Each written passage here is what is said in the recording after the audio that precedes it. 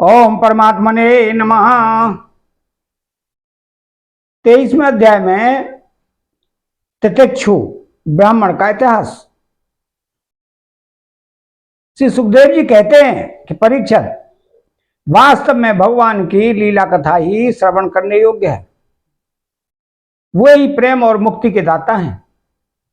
जब उनके परम प्रेमी भक्त उद्धव जी ने इस प्रकार प्रार्थना की, तब यदुवंश विभूषण श्री कृष्ण ने उनके प्रश्न की प्रशंसा करके उनसे इस प्रकार कहा। तो भगवान श्री कृष्ण ने कहा कि देवगुरु बृहस्पति जी के शिष्य उद्धव जी, इस संसार में प्राय ऐसे संत पुरुष नहीं मिलते जो दुर्जनों की कटुवाणी से विधे हुए अपने हृदय को संभाल सकें। मनुष्य का हृदय मर्म भेदी बाणों से बंधने पर भी उतनी पीड़ा का अनुभव नहीं करता जितनी पीड़ा उसे दुष्ट जनों के मर्मांतक एवं कठोर बागबाण पहुंचाते हैं। उद्धव जी, इस विषय में महात्मा लोग एक बड़ा पवित्र प्राचीन इतिहास कहा करते हैं। मैं वही तुम्हें सुनाऊंगा, तो मन लगाकर उसे सुनो। तो एक भिक्षुक को दुष्टों ने बहुत सताया था। उस समय भी उसने अपना धैर्य न छोड़ा और उसे अपने पूर्व जन्म के कर्मों का फल समझकर कुछ अपने मानसिक उद्गार प्रकट किए। उन्हीं का इस इतिहास में वर्णन है। प्राचीन समय की बात है। उज्जैन में एक ब्राह्मण रहता था। उसने खेती व्यापार आदि करके बहुत सी धन संपत्ति इकट्ठी कर ली थी। वो बहुत ही कृपण, कामी और लोभी था। क्रोध तो उसे बात बात में आया जाया करता था। उसने अपने जाति, बंधु और अतिथियों को कभी मीठी बात से भी प्रसन्न नहीं किया। खिलाने पिलाने की तो बात ही क्या है। वह धर्म कर्म के रीते घर में रहता और स्वयं भी अपनी धन संपत्ति के द्वारा समय पर अपने शरीर को ही सुखी नहीं करता था। उसकी कृपणता, बुरे स्वभाव के कारण उसके बेटे बेटी, भाई बंधु, नौकर चाकर, पत्नी आदि सभी दुखी रहते और मन ही मन उसका अनिष्ट चिंतन किया करते थे। कोई भी उसके मन को प्रिय लगने वाला व्यवहार नहीं करता था। वह लोक परलोक दोनों से ही गिर गया था। बस यक्षों के समान धन की रखवाली करता रहता था।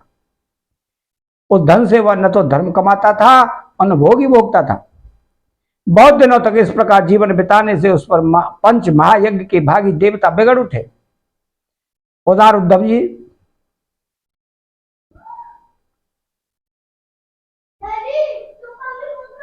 पंच महायज्ञ के भागियों के तिरस्कार से उसके पूर्व पुण्यों का सहारा, जिसके बल से अब तक धन टिका हुआ था, जाता रहा। जिसे उसने बड़े उद्योग और परिश्रम से इकट्ठा किया था, वह धन उसकी आंखों के सामने ही नष्ट भ्रष्ट हो गया। वो नीच ब्राह्मण का कुछ धन तो उसके कुटुंबियों ने ही छीन लिया, कुछ चोर चुरा ले गए और कुछ आग लग जाने आदि दैवी कोप से नष्ट हो गया। कुछ समय के फेर से मारा गया। वो साधारण मनुष्यों ने ले लिया और बचा खुचा और दंड के रूप में शासकों ने हड़प लिया। उद्धव जी, इस प्रकार उसकी सारी संपत्ति जाती रही। न तो उसने धर्म ही कमाया, न भोग ही भोगे। इधर उसके सगे संबंधियों ने भी उसकी ओर से मुंह मोड़ लिया। अब उसे बड़ी भयानक चिंता ने घेर लिया। धन के नाश से उसके हृदय में बड़ी जलन हुई। उसका मन खेद से भर गया। आंसुओं के कारण गला रुंध गया। परंतु इस तरह चिंता करते करते ही उसके मन में संसार के प्रति महान दुख, बुद्धि और उत्कट वैराग्य का उदय हो गया। और ब्राह्मण मन ही मन कहने लगा कि हाय हाय, बड़े खेद की बात है, मैंने इतने दिनों तक अपने को व्यर्थ ही इस प्रकार सताया।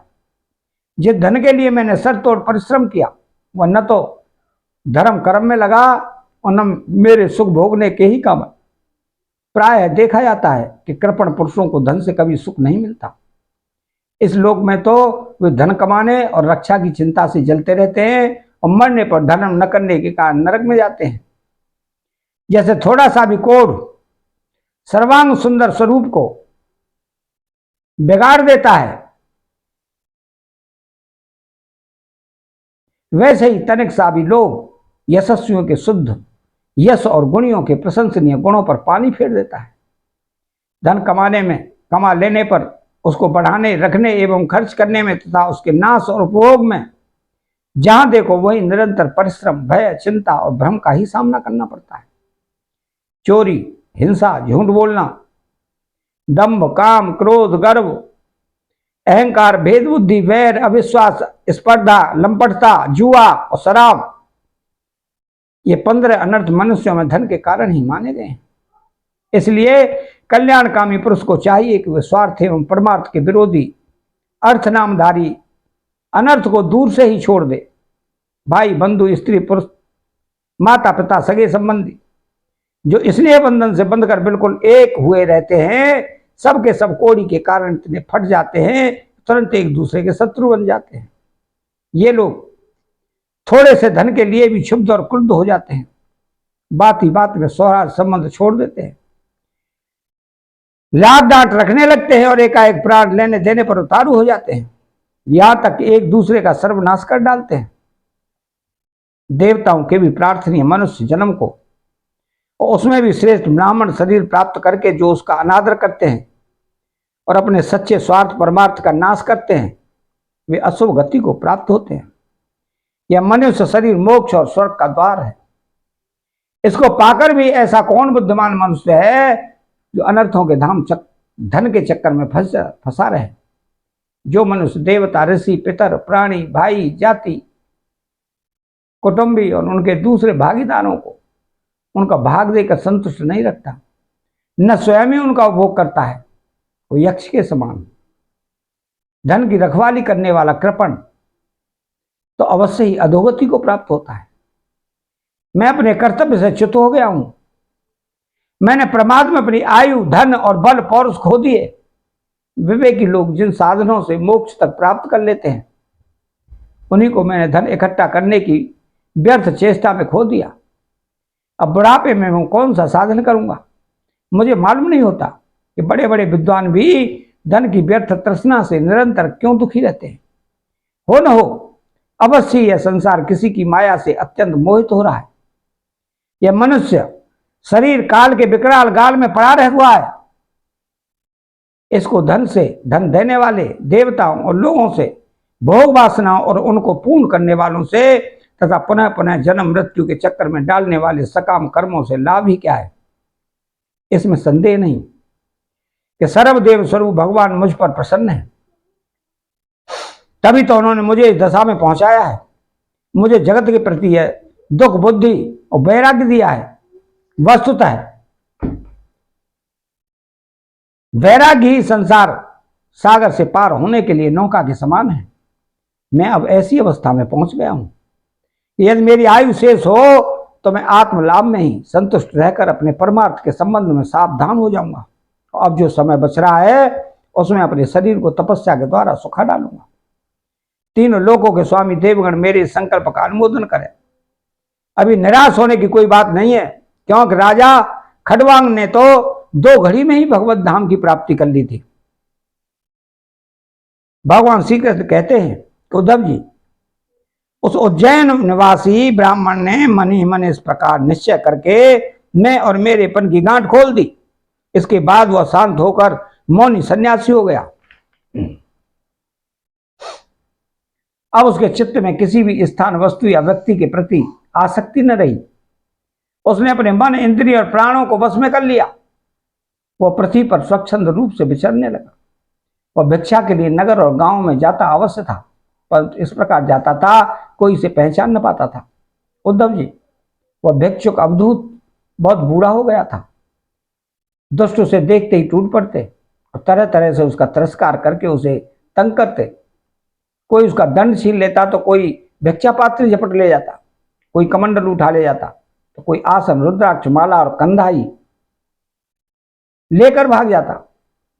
कोई तो उसकी लंगोटी और वस्त्र को ही इधर उधर डाल देते। कोई वे वस्तुएं देकर और कोई दिखलाकर छीन लेते थे। जब वह अवधूत मधुकरी मांग कर लाता और बाहर नदी तट पर भोजन करने बैठता तो पापी लोग कभी उसके सिर पर मूत देते तो कभी थूक देते। वे लोग उस मौनी अवधूत को तरह तरह के बोलने के लिए विवश करते और जब वह इस पर भी न बोलता तो उसे पीटते। कोई उसे चोर कहकर डांटने डपटने लगता, कोई कहता इसे बांध लो। और फिर उसे रस्सी से बांधने लगते। कोई इसका तिरस्कार करके इस प्रकार ताना कसते कि देखो देखो, अब इस कृपण ने धर्म का ढोंग रचा है।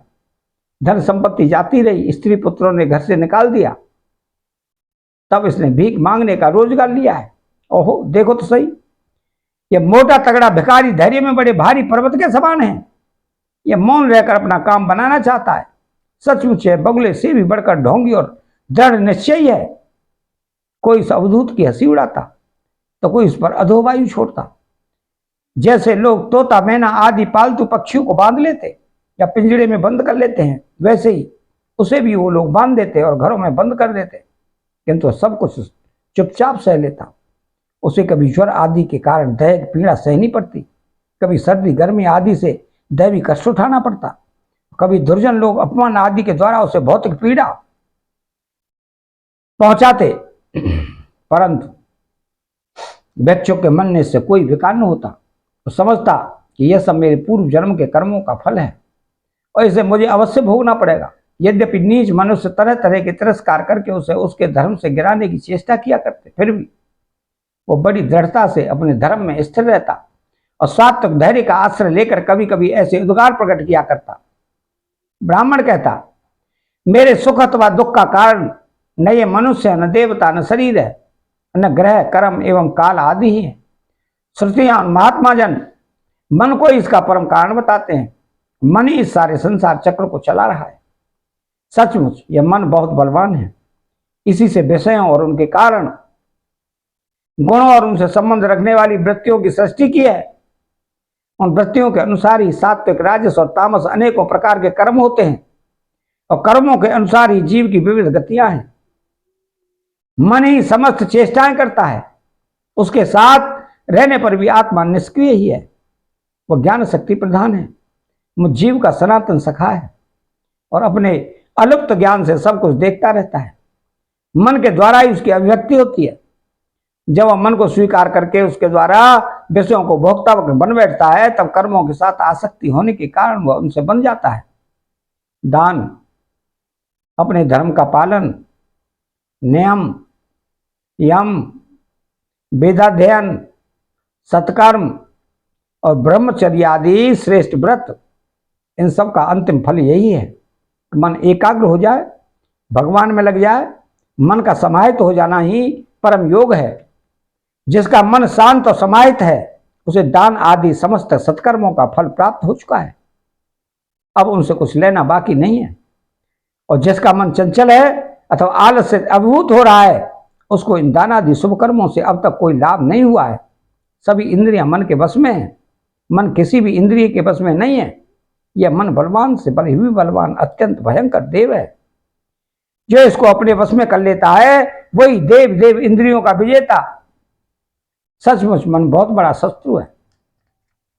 इसका आक्रमण असह्य है। यह बाहरी शरीर को ही नहीं, हृदय आदि मर्म स्थानों को भी बैंता रहता है। इसे जीतना बहुत ही कठिन है। मनुष्यों को चाहिए कि सबसे पहले इसी शत्रु पर विजय प्राप्त करे, परंतु होता है यह कि मूर्ख लोग इसे जो जीतने का प्रयत्न करते नहीं, दूसरे मनुष्य से झूठ मूठ झगड़ा वखेड़ा करते रहते हैं और इस जगत के लोगों को ही मित्र शत्रु उदासीन बना लेते हैं। साधारणतः मनुष्यों की बुद्धि अंधी हो रही है, तभी तो वो इस मन कल्पित शरीर को मैं और मेरा मान बैठते हैं और फिर इस भ्रम के फंदे में फंस जाते हैं। यह मैं हूं और यह दूसरा। इसका परिणाम यह होता है कि वे इस अनंत अज्ञानांधकार में ही भटकते रहते हैं। यदि मान लें कि मनुष्य सुख दुख का कारण है, तो भी उनसे आत्मा का क्या संबंध? क्यों कि सुख दुख पहुंचाने वाला भी मिट्टी का शरीर है और भोगने वाला भी। कभी भोजन आदि के समय यदि आपने दांतों से ही अपनी जीभ कट जाए और उससे पीड़ा होने लगे, तो मनुष्य किस पर क्रोध करे? यदि ऐसा मान ले कि देवता ही दुख के कारण है, तो भी इस दुख से आत्मा की क्या हानि? क्योंकि यदि दुख के कारण देवता हैं, तो इंद्रियाभिमानी देवताओं के रूप में अनेक भोक्ता भी तो वे ही हैं। और देवता सभी शरीरों में एक है। जो देवता एक शरीर में है, वही दूसरे में भी है। ऐसी दशा में यदि अपने ही शरीर के किसी एक अंग से दूसरे अंग को चोट लग जाए तो भला किस पर क्रोध किया जाए। यदि ऐसा माने कि आत्मा ही सुख दुख का कारण है तो वो तो अपना आप ही है, कोई दूसरा नहीं। क्यों कि आत्मा से भिन्न कुछ और है ही नहीं। यदि दूसरा कुछ प्रतीत होता है तो वह मिथ्या है। इसलिए न सुख है न दुख हो, फिर क्रोध कैसा। क्रोध का निमित्त ही क्या, यदि ग्रहों को सुख और दुख का निमित्त माने तो उनसे भी अजन्मा आत्मा की क्या हानि। उनका प्रभाव भी जन्म मृत्युशील शरीर पर ही होता है। ग्रहों की पीड़ा तो उसका प्रभाव ग्रहण करने वाले शरीर को ही होती है, और आत्मा उन ग्रहों और शरीरों से सर्वदा परे है। तब भला वह किस पर क्रोध करे। यदि कर्मों को ही सुख दुख का कारण माने तो उनसे आत्मा का क्या प्रयोजन, क्योंकि वे तो एक पदार्थ के जड़ और चेतन अभय रूप होने पर भी हो सकते हैं। तो जो वस्तु विकार युक्त और अपना हिताहित जानने वाली होती है उसी से कर्म हो सकते हैं। अतः और विकार युक्त होने के कारण जड़ होनी चाहिए और हिताहित का ज्ञान रखने के कारण चेतन, किंतु देह तो अचेतन है और उसमें पक्षी रूप से रहने वाला आत्मा सर्वदा निर्विकार और साक्षी मात्र है। इस प्रकार कर्मों का तो कोई आधार भी सिद्ध नहीं होता, फिर क्रोध किस पर करें। यदि ऐसा माने कि काल ही सुख दुख का कारण है तो आत्मस्वरूप ही है। जैसे आग आग को नहीं जला सकती, बर्फ बर्फ को नहीं गला सकता, वैसे ही आत्मस्वरूप ज्ञान काल अपने आत्मा को ही सुख दुख नहीं पहुंचा सकता। फिर किस पर क्रोध किया जाए। आत्मा शीत उष्ण दुख सुख आदि द्वंद्वों से सर्वदा अतीत संबंध और गंध से भी रहित है। उसे कभी कहीं किसी के द्वारा किसी भी प्रकार से द्वंद्व का स्पर्श ही नहीं होता। वह तो जन्म मृत्यु के चक्र में भटकने वाले अहंकार को ही होता है। तो जो इस बात को जान लेता है वह फिर किसी भी भय के निमित्त से भयभीत नहीं होता। बड़े बड़े प्राचीन ऋषि मुनियों ने इस परमात्मा निष्ठा का आश्रय ग्रहण किया है। मैं भी इसी का आश्रय ग्रहण करूंगा। मुक्ति तथा प्रेम के दाता भगवान के चरण कमलों की सेवा के द्वारा ही इस दुरंत अज्ञान सागर को अनायास ही पार कर लूंगा। तो भगवान श्री कृष्ण कहते हैं कि उद्धव जी, उस ब्राह्मण का धन क्या नष्ट हुआ, उसका सारा कलेश ही दूर हो गया। अब वह संसार से विरक्त हो गया था और संन्यास लेकर पृथ्वी में स्वच्छंद विचर रहा था। यद्यपि दुष्टों ने उसे बहुत सताया, फिर भी वह अपने धर्म में अटल रहा, तनिक भी विचलित न हुआ। उस समय वह मौनी अवधूत मन ही मन इस प्रकार का गीत गाया करता था कि उद्धव जी, इस संसार में मनुष्य को कोई दूसरा दुख या सुख नहीं देता। यह तो उनके चित्त का भ्रम मात्र है। यह सारा संसार और इसके भीतर मित्र उदासीन और शत्रु के भेद अज्ञान कल्पित हैं। इसलिए प्यारे उद्धव, अपनी वृत्तियों को मुझ में तन्मय कर दो और इस प्रकार अपनी सारी शक्ति लगाकर मन को वश में कर लो और फिर मुझ में ही नित्य युक्त होकर स्थित हो जाओ। बस सारे योग साधन का इतना ही सार संग्रह है। यह भिक्षुक का गीत क्या है, मूर्तिमान ब्रह्म ज्ञान निष्ठा ही है। जो पुरुष एकाग्र चित्त से इसे सुनता सुनाता और धारण करता है वह कभी सुख दुखादि द्वंद्वों के बस में नहीं होता। उनके बीच में भी वह सिंह के समान दहाड़ता रहता है। अतः चैनल को सब्सक्राइब करें, बेल आइकन घंटी को दबाएं और कमेंट बॉक्स में श्री राधे कृष्ण लिखें। जय श्री कृष्ण।